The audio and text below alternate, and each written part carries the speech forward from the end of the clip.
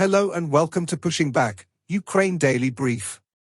As the war enters its 787th day, these are the main developments from the past 24 hours. Russia has lost approximately 459,530 troops in Ukraine since the beginning of the war, the General Staff of Ukraine's armed forces reported. The number, which has not been independently verified, includes 950 casualties over the past day. According to the released Ukrainian figures, Russia lost 16 tanks, 23 armored combat vehicles, 41 artillery systems, 4 air defense system, 38 drones, 6 cruise missile, 68 vehicles and 8 pieces of special equipment. The update from the General Staff of the Armed Forces of Ukraine. There were 91 combat engagements.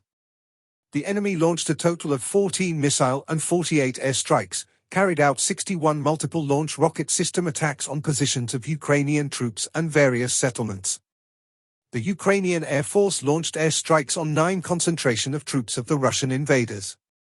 The Ukrainian missile forces hit 1 concentration of troops, 1 ammunition depot, 1 air defense system and 1 concentration of weapons and military equipment of the Russian invaders. In its latest intelligence update, the UK's Ministry of Defence reports.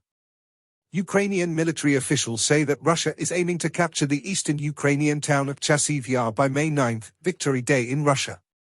Chasiv Yar is seen as a stepping stone to a larger assault on the city of Kramatorsk. Separately, Ukrainian forces report that the Russian Air Force has increased airstrikes in the area, dropping 20 to 30 munitions per day. This tactic is similar to what Russia used in the Avdiivka campaign. Despite the increased air activity, Russian ground forces have made little progress in taking Chasiv Yar, which is well defended and sits on high ground. In its latest intelligence update, the Institute for the Study of War. The U.S. House of Representatives passed a supplemental appropriations bill on April 20, providing for roughly $60 billion of assistance to Ukraine. The bill must now be passed by the Senate and signed by the President before aid can begin to flow. These requirements and the logistics of transporting U.S. material to the front line in Ukraine will likely mean that new U.S. assistance will not begin to affect the situation on the front line for several weeks. The frontline situation will therefore likely continue to deteriorate in that time, particularly if Russian forces increase their attacks to take advantage of the limited window before the arrival of new U.S. aid. Ukrainian forces may suffer additional setbacks in the coming weeks while waiting for U.S. security assistance that will allow Ukraine to stabilize the front, but they will likely be able to blunt the current Russian offensive assuming the resumed U.S. assistance arrives promptly. Russian forces will likely intensify ongoing offensive operations and missile and drone strikes in the coming weeks in order to exploit the closing window of Ukrainian material constraints. Ukraine will likely be in a significantly improved operational position by June 2024 regardless of delays in the arrival of U.S. security assistance to the front line, and the Russian military command will likely consider significant changes to the large-scale offensive operation that it is expected to launch in June, although it may still proceed as planned.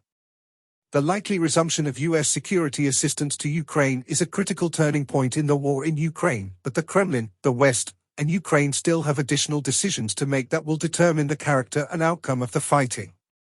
Ukrainian forces reportedly conducted successful drone strikes against several energy infrastructure facilities and a fuel storage facility within Russia on the night of April 19 to 20. The Kremlin appears to be censoring demands for an investigation into the reported murder of a former Donetsk People Republic serviceman amid a wider trend of the Kremlin coopting or otherwise censoring Donetsk People Republic-affiliated voices within the Russian information space. Ukrainian and Russian sources reported that Russian forces are using US-made 203mm artillery ammunition that Russia may have received from Iran. Russian forces recently made confirmed advances near Chasiv Yar and northwest of Avdiivka, and Ukrainian forces recently made confirmed advances south of Crimea. In Zelensky's nightly video he covered several points. Firstly, he spoke about the ongoing attacks by Russia and the destruction they are causing. Secondly, he thanked the U.S. House of Representatives for approving a significant support package for Ukraine. Lastly, he expressed his gratitude to all Ukrainians who are helping others and fighting for independence. Ukraine's First Lady, Olena Zelenska, gave a speech at the Venice Biennale Art Exhibition's opening for the Ukrainian Pavilion. She highlighted the importance of art during war to preserve humanity and cultural values. Thanks for following today's updates. Please don't forget to like and subscribe for more content. We'll return tomorrow with the latest news on the ongoing conflict.